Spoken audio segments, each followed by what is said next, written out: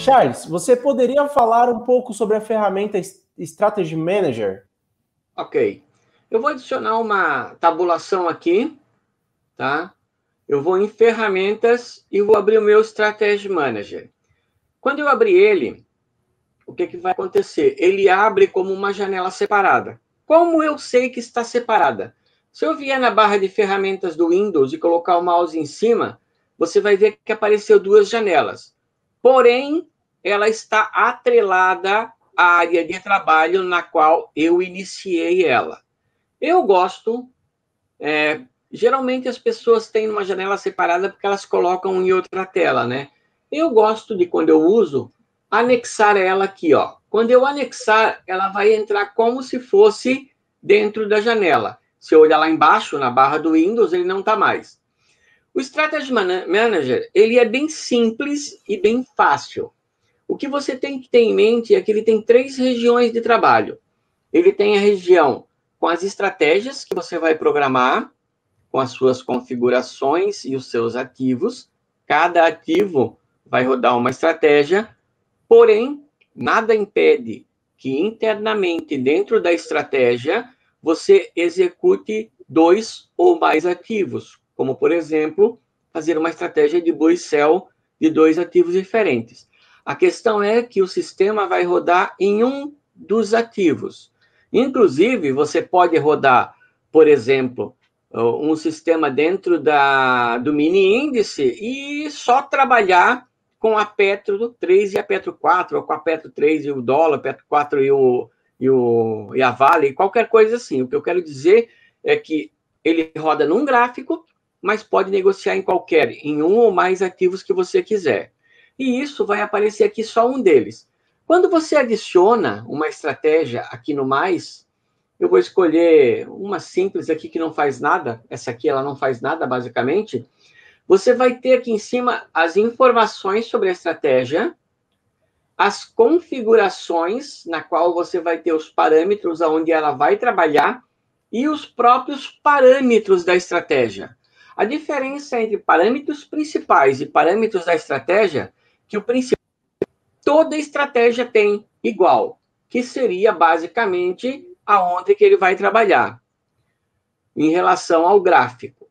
E os parâmetros da estratégia são tudo aquilo que quem programou a estratégia deixou disponível para você modificar, tá? Então, você vai ter isso aqui. Você também vai ter um menu aqui. Para que serve esse menu? Suponha, por exemplo, que você está desenvolvendo a sua estratégia e ela está rodando. De repente, você notou que você tem que mudar alguma coisa, mas você não quer parar a estratégia. Você vai lá, muda no código, compila novamente e você vem aqui, por exemplo, e pede o atualizar, porque o atualizar vai aparecer com uma cor diferente depois que você compilar e mudar a data de compilação ou o tamanho do arquivo, tá? Então, você tem esse menu aqui. E, por último, nós temos um para remover.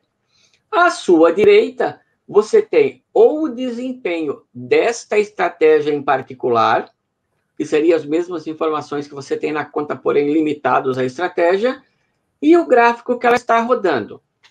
É muito importante que você saiba que você pode também usar, por exemplo, num gráfico de minuto, mas internamente a sua estratégia é já um gráfico de 5, ou um gráfico de Renko, ou um gráfico de tick. Não tem problema isso, tá? Porém, isso tudo é manuseado no código da estratégia. Adicionalmente, você tem posição, histórico de negociação, ordens abertas e histórico de ordens. Detalhe, o que aparece aqui não é o mesmo que aparece em posições histórico aqui. Pode ser o mesmo, mas geralmente aqui eles vão tentar verificar só o que fez a própria estratégia. Aqui um parênteses interessante. Quando você identifica a sua estratégia, que você abre uma posição, você tem um comentário na ordem que você pode identificar que ela é da sua estratégia, tá?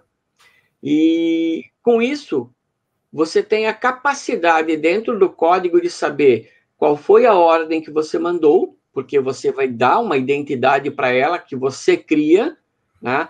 Essa identidade não é uma identidade gerada automaticamente, geralmente é um número que o pessoal costuma chamar de número mágico, né? E você também tem direito, dentro da sua estratégia, a olhar outras ordens que não são da estratégia de outros ativos, inclusive ordens manuais. Então, tudo isso você vai ter que prever dentro da sua estratégia. E por último, mas não menos importante, você tem aqui os logs. Os logs são as mensagens que o programador colocou dentro da estratégia ou alguma coisa que ocorre durante a estratégia, que mesmo não programado, o sistema acha importante registrar aqui. E é lógico, além disso, como vocês já viram no início, eu tenho esse menuzinho aqui, ó, que no caso, para mim, apareceu só desanexar agora, ok?